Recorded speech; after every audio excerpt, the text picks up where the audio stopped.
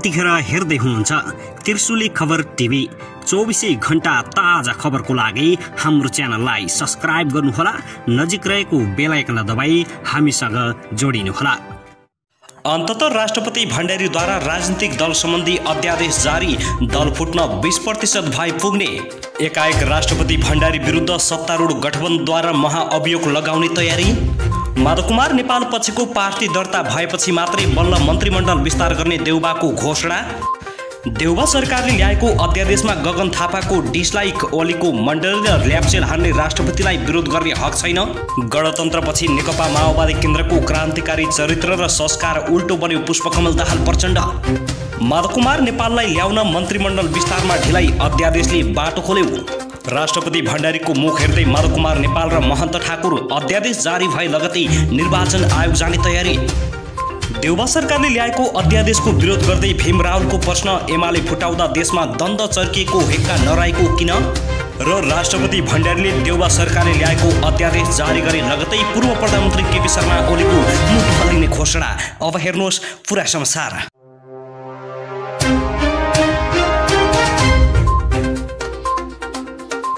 दर्शकबिन नमस्कार, तपाईहरुलाई हार्दिक स्वागत छ हाम्रो च्यानल त्रिशुली खबर टिभीमा। यदि हाम्रो च्यानललाई अहिलेसम्म सब्स्क्राइब गर्नु भएको छैन भने सब्स्क्राइब गरी नजिक रहेको बेल आइकन दबाई हामीसँग जोडिनुहोला।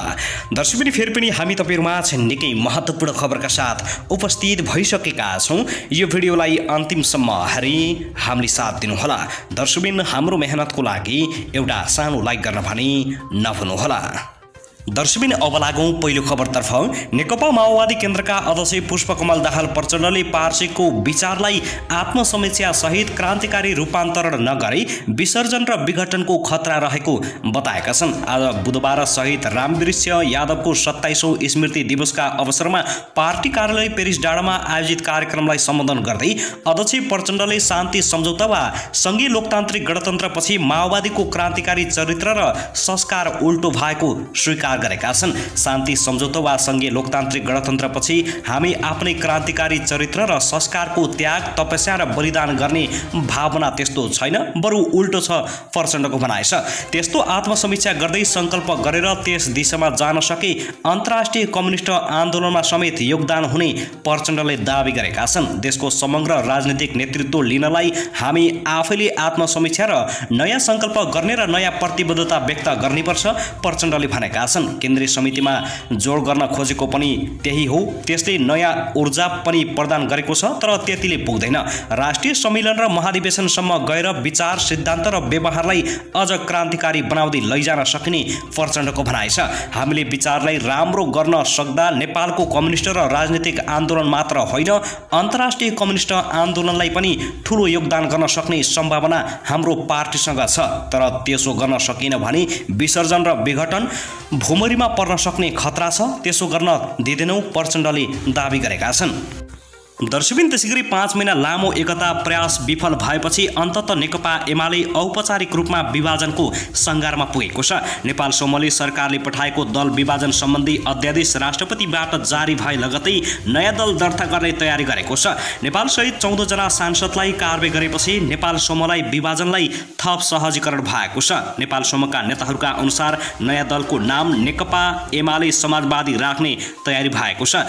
नेपाल समूहका एक नेताले 57 जना केन्द्रीय सदस्यको हस्ताक्षर सङ्कलन भइसकेको र आज थप केही साथीहरू पनि आउने जिकिर गर्दै अध्यादेश आएपछि दल दर्ता गर्ने बताएका छन्। स्थायी कमिटीका एक नेताले दिएको जानकारी अनुसार दर्ताका लागि आवश्यक पर्ने कागजात, हस्ताक्षर, नागरिकता विधान, नियमावली लगायत तयार गर्ने जिम्मा स्थायी कमिटी सदस्य बेदुराम भुषाल, केन्द्रीय सदस्य राजेन्द्र पाण्डे, विजय पौडेल, प्रवेश हमाल लगायतलाई दिएको छ। 20% सदस्यले पार्टी विभाजन गर्न सक्ने गरी कानुन जारी भएमा 41 सदस्य को संख्या प्राप्त हुनेछ। त्यस्तै प्रधानमन्त्री देउबालाई विश्वासको मत दिएका 22 जना सांसद नयाँ पार्टीको पक्षमा रहेको बताइएको छ। त्यसमा अझै केही थपिने दाबी गर्दै राष्ट्रिय सभामा आफ्ना 9 सांसद रहेको सो समूहले दाबी गरेको हो। नयाँ दलको अध्यक्षमा माधव कुमार नेपाल रहनेछन् भने अरू पदाधिकारी बारे छलफल भइसकेको छैन। स्रोतका अनुसार नेता माधव कुमार नेपालले घनश्याम भुषाललाई नयाँ पार्टीको महासचिव बन्न प्रस्ताव गरेका छन्, तर भुषाल भने एकताको प्रयासमा जुटेका छन्। नेपाल समूहले यसअघि नै सबै जिल्लामा जिल्ला कमिटी, जनवर्गीय संगठनमा समानान्तर कमिटी गठन गर्न निर्देशन दिएको छ। दर्शकबिन त्यसैगरी भर्खरै मात्रै प्राप्त समाचार अनुसार राष्ट्रपति विद्यादेवी भण्डारीले राजनीतिक दल सम्बन्धी अध्यादेश जारी गरेकी छिन्। मन्त्री परिषदले मंगलबार अध्यादेश जारी गर्ने निर्णय गर्दै राष्ट्रपतिलाई सिफारिस गरेको थियो। अध्यादेश अनुसार अब 20% सांसद वा केन्द्रीय सदस्यले चाहेमा दल फुटाउन सक्ने प्रावधान बनेको छ। राष्ट्रपति कार्यालयका प्रवक्ता जगन्नाथ पन्तले अध्यादेश जारी भएको जानकारी दिएका छन्। यसअघि 40% सांसद र केन्द्रीय सदस्य पुगेको अवस्थामा दल विभाजन गर्न प्रावधान थियो। उक्त प्रावधानलाई खोक्लो पार्दै नयाँ अध्यादेशले अब दलहरूलाई विभाजनका लागि सहज बनाएको छ। यो अध्यादेश जारीसँगै अब एमाले र जनता समाजवादी पार्टी फुटका लागि बाटो खुलेको छ। पार्टी विभाजनका लागि एमालेको माधव कुमार नेपाल समूह र जसपाको महन्त ठाकुर समूह तयारी अवस्थामा बसेको छ। जसपाको ठाकुर समूहले पार्टीको नाम नै तय गरिसकेको छ। ठाकुर समूहका नेता शरद सिंह भण्डारीका अनुसार पार्टीको नयाँ नाम जनता समाजवादी पार्टी नेपाल लोकतान्त्रिक हुनेछ। पार्टी अध्यक्ष महन्त ठाकुर रहने भएका छन्। दलका अन्य पदाधिकारी र केन्द्रीय सदस्य अनि संगठन संरचनाबारे पनि छलफल जारी रहेको छ। त्यस्तै नेकपा एमालेको माधव कुमार नेपाल पक्षले पनि नयाँ राजनीतिक दल दर्ताको तयारी अगाडि बढाएको छ। दर्शकबिन त्यसैगरी नेकपा एमालेको माधव कुमार नेपाल समूहले नयाँ दल दर्ता गरेपछि मन्त्री परिषदले पूर्णता पाउने भएको छ। माधव नेपालको निर्णय पर्खिएको सरकारलाई मन्त्रीमण्डल विस्तारको बाटो खुल्ने भएको हो।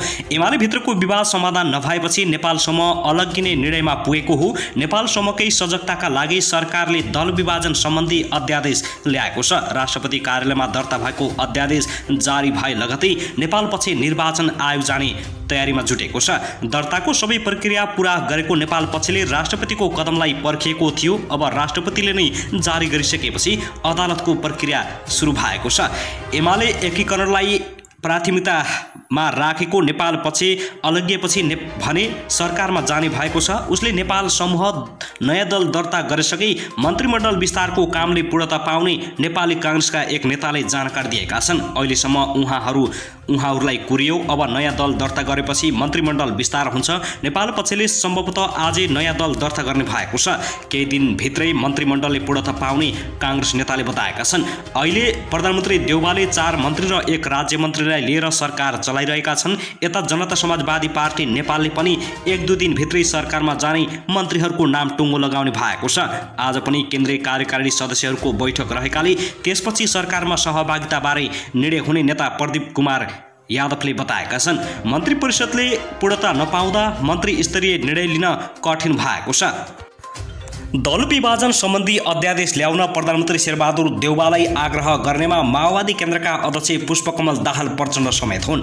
माधव कुमार नेपाललाई सहयोग गर्न प्रचण्डले प्रधानमन्त्री देउवालाई आग्रह गरेका थिए। तर अध्यादेश जारी भएको 1 दिन नपुग्दै उक्त अध्यादेशले प्रचण्डलाई समेत टाउको दुखाइ हुन पुगेको बुझिएको छ। माओवादी केन्द्रका एक नेताका अनुसार अध्यादेश ल्याएसँगै अहिले माओवादी केन्द्रभित्र समेत भुइँचालो चाँडै देखिएको छ। प्रचण्डसँग माओवादी केन्द्रका धेरै सांसदहरू रुष्ट भएका कारण प्रचण्डले आफू नजिक र घर परिवारलाई मात्रै पदको लाभ दिने गरेकोले र अहिले मन्त्री परिषद विस्तारमा समेत आफ्नो बुहारी बिना मगरलाई फेरि दोहोऱ्याउने कि भन्ने समेत चर्चा चलेको थियो। जसका कारण अरू सांसदहरू रुष्ट भएका छन्। ती सांसदहरू जसले मन्त्री बन्न पाएका थिएनन् र प्रचण्डको परिवार मोहदेखि निराश बनेकाहरूले यो अध्यादेशलाई टेकेर पार्टी टुक्राउने बारे छलफल गर्न थालिसकेका छन्।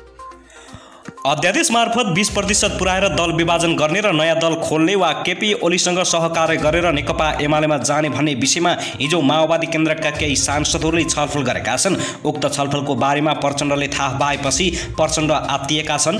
साथै केही सांसदले नेकपा एमालेका अध्यक्ष केपी शर्मा ओलीसँग समय समेत मागेको कुरा प्रचण्डले थाहा पाएपछि अध्यादेश उनको टाउको दुखाइको विषय बनेको छ।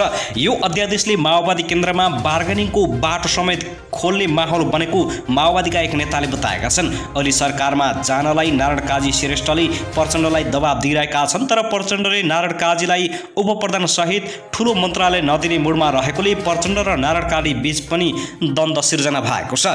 नारायण काजीलाई अघि बढ्न नदिन प्रचण्डले कोसिस गरिरहेको र नारायण काजीले प्रचण्ड पछि पार्टी नेतृत्व गर्ने आफू भन्दै तयारी रहेको बेला यो अध्यादेशले नारायण काजी श्रेष्ठलाई प्रचण्डसँग बार्गेनिङ गर्न थप जोड पुग्ने देखिएको छ। नारायण काजी श्रेष्ठले समेत आफू निकट सांसद र नेताहरूलाई बोलाएर छलफल गर्ने योजना बनाएका छन्, जुन खबर प्रचण्डसँग पुगिसकेको छ। नारायण काजी श्रेष्ठसँग माओवादी केन्द्रभित्र ठूलो शक्ति छ र नारायण काजीले चाहे राम्रा सांसदहरूलाई लिएर जान सक्ने भएकाले प्रचण्डलाई निकै ठूलो तनाव बढेको छ।